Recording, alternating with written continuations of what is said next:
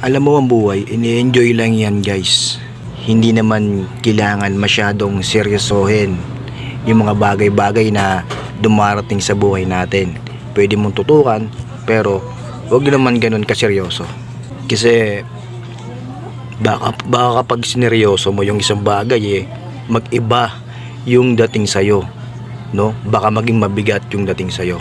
O baka naman dibdibin mo masyado kapag sineryoso mo yung mga bagay-bagay, di ba?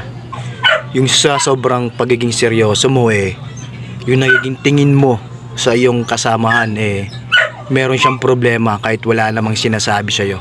Kasi kung seryosohin mo yung mga worst na dumarating sa buhay mo, edi parang sinabi mo na rin na papahirapan mo yung sarili mo. Kung pahihirapan mo naman o mahihirapan naman yung sarili mo dahil dun sa ginagawa mo, edi parang sinabi mo na rin din na hindi mo minamahal yung sarili mo.